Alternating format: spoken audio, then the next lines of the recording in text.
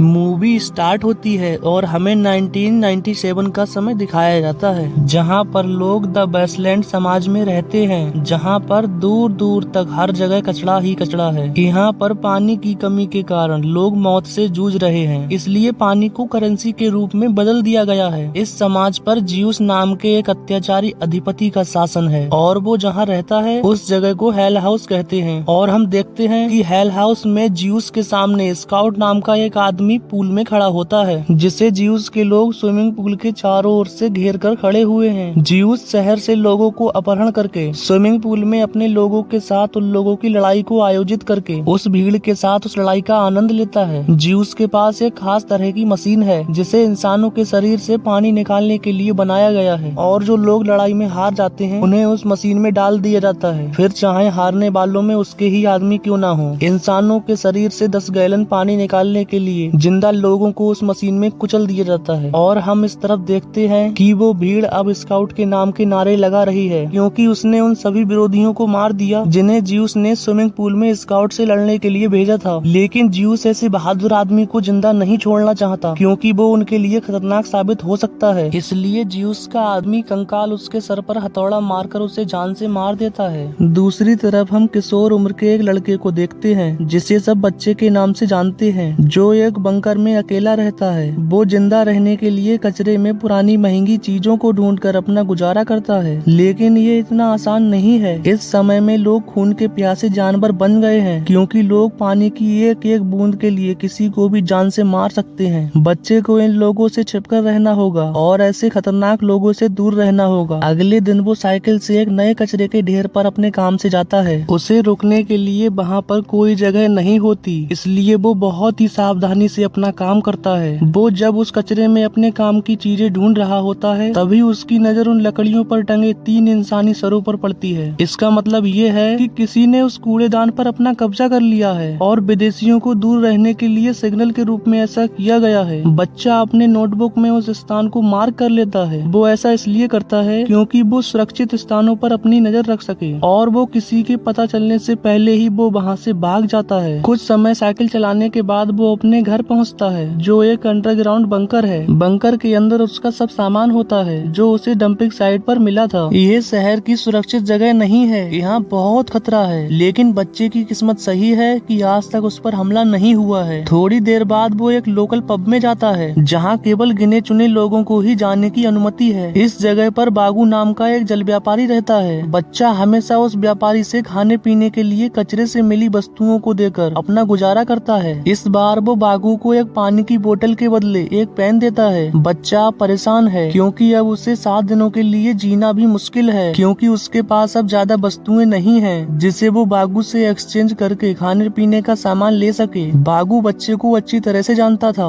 बागू उसे एक turbo rider comic देता है, जिसे देखकर बच्चे का चेहरा खुशी से चमक जाता है, क्योंकि वो टर्बो राइडर का डाई हार्ड फैन है। इसके बाद हम एक फ्रेड नाम के एक आर्म रेसलर को देखते हैं, जो उसी पब में होता है। वो एक ताकतवर आदमी को पंजा लड़ाने की चुनौती देता है, और हमेशा की तरह एक इंस्टेंट मैच के बाद फ्रेड जीत जाता है, और प्रतिबंधी को पब में मौजूद लोगों को पीने के लिए व्यवस्था करनी पड़ती है। फ्रेड का एक आदमी उसके पास एक दुखद खबर लेकर आता है, और वो आदमी फ्रेड से कहता है कि तुम्हारा भाई लापता हो गया है। दरअसल ये आदमी स्काउट की बात कर रहा है, जिसे हमने मूवी की स्टार्टिंग में देखा था। फिर हम बच्चे को देखते हैं जो खेल के मैदान में कॉमिक पढ़ रहा है। अचानक उसके पास एक लड़की आती है और उससे बात करने लगती है जैसे कि वो बचपन के दोस्त हों। बच्चा डर जाता है और वहाँ से भागने की कोशिश करने लगता है, लेकिन वह लड़की उसे रोकती है और उसके हाथ पर एक अजीब तरह की रिस्ट बैंड बांध देती है। फिर वो एक लाश से बात करने लगती है, जिसे देखकर बच्चा बहुत डर जाता है और वहाँ से भाग जाता है। फिर हम देखते हैं कि फ्रेड अपने आदमियों के साथ हेल हाउस में जा रहा है, लेकिन उन लोगों को नहीं पता कि वो जिसे बचाने जा रहे हैं वो पहले ही मर चुका है। स्केलेटन अचानक से उन लोगों पर हमला कर देता है और उन लोगों में से ज्यादातर लोग मारे जाते हैं। फिर स्केलेटन आराम करने के लिए रुक जाता है और फ्रेड को छोड़ दिया जाता है और उसे जियूस के पास लाया जाता है, और बच्चा इस तरफ सोकर उठता है और उस लड़की को अपने पास देखता है। लड़की अपना नाम एप्पल बताती है और वो उससे जबरदस्ती फ्रेंडशिप करना चाहती है, चाहे वो इसके लिए राजी हो या ना हो। और यहाँ बच्चे को पता चलता है कि उसने उस रिस्क डिवाइस से उसका पीछा किया है और वो यहाँ तक पहुँच गई। बच्चे ने अपनी कॉमिक बुक को खेल के मैदान में गिरा दिया था, जिसे वो वापस कर देती है, जिसके बदले वो उसे कुछ दिनों के लिए अपने साथ रहने की अनुमति देता है। वो उसे बाहर लेकर आता है और उसे वेस्टलैंड में रहने के तौर तरीके सिखाता है। वो जितना ही उसके साथ रहता है उसे उतना ही उसे पसंद करने लगता है। दूसरी तरफ हम फ्रेड को देखते हैं, जिसे एक कैदी के रूप में ज्यूस के पास ले जाया जा रहा है। ज्यूस ने उसके बारे में सुना था कि वो एक फेमस रेसलर है। वो उसकी बहादुरी देखने के लिए कंकाल के खिलाफ चाल दिखाने को कहता है। फ्रेड अपना हाथ बढ़ाने का नाटक करता है, लेकिन वो हाथ मिलाने के बजाय वो उस पर हमला कर देता है।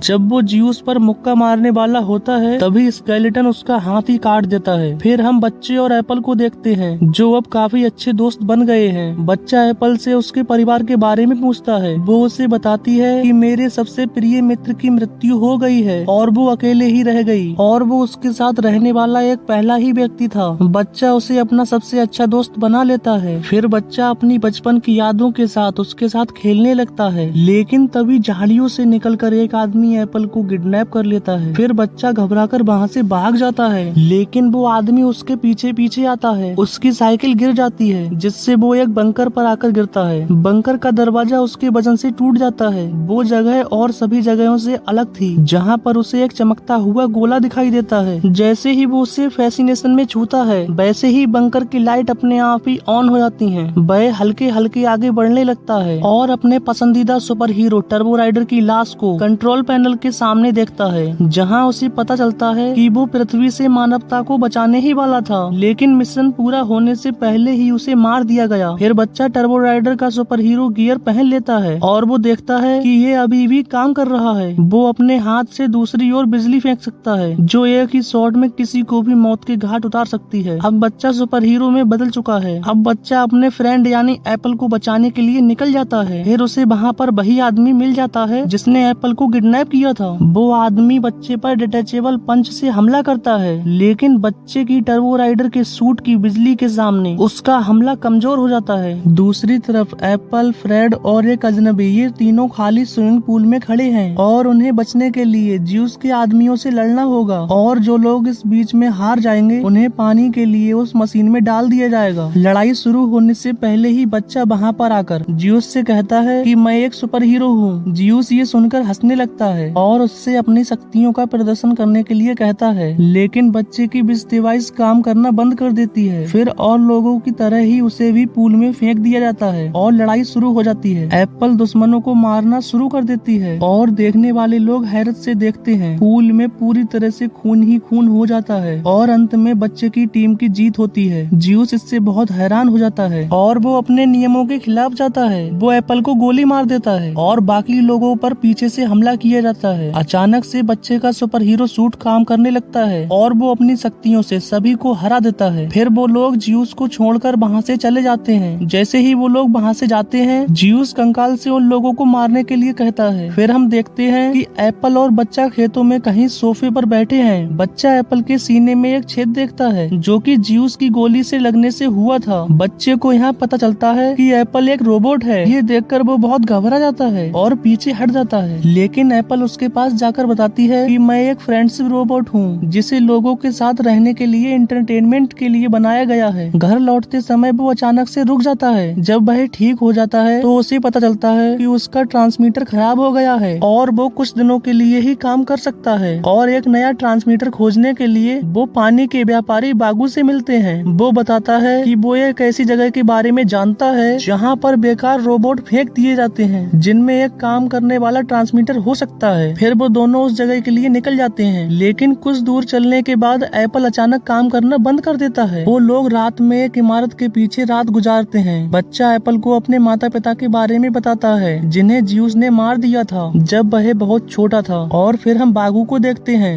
जिसे कंकाल और उसके आदमियों ने ढूंढ लिया है। वो उसे ज्यूस के पास लेकर जाता है। ज्यूस उससे एप्पल और बच्चे के बारे में पूछता है। बागू ज्यूस के डर के कारण उन्हें सब कुछ बता देता है कि वो लोग रोबोट डंपिंग साइट पर गए हैं। फिर कंकाल उसे मार देता है। अगले दिन कंकाल बच्चे और एप्पल के पास आता है, लेकिन वो लोग वहाँ से भागने लगते हैं, लेकिन आगे खाई होने की वजह से वे लोग वहीं पर रुक जाते हैं। कंकाल एक डिस्क से एप्पल पर हमला करता है, जिससे उसका सर अलग हो जाता है और बच्चा उसका सिर पकड़ने की कोशिश करता है, लेकिन वो पहाड़ी से नीचे गिर जाता है। कंकाल को लगता है कि वो भी पहाड़ी से गिरकर मर गया और जियूस के हेल हाउस की तरफ लौट जाता है, लेकिन उसे नहीं पता कि बच्चा बिना किसी दिक्कत के अपने सुपर हीरो कवच के कारण बच गया है और वो अंत में रोबोट डंपिंग साइट पर पहुंच जाते हैं। लेकिन अब एप्पल को ना कि एक ट्रांसमीटर बल्कि उसके सर के नीचे के हिस्से की भी जरूरत है। फिर बच्चा एप्पल के सर को एक दूसरी बॉडी के साथ जोड़ने की कोशिश करता है, लेकिन वो जिंदा नहीं होता। फिर हमें फ्लैशबैक में दिखाया जाता है कि जियूस बच्चे के माता पिता को मारने से पहले एक कचरा उठाने वाला था।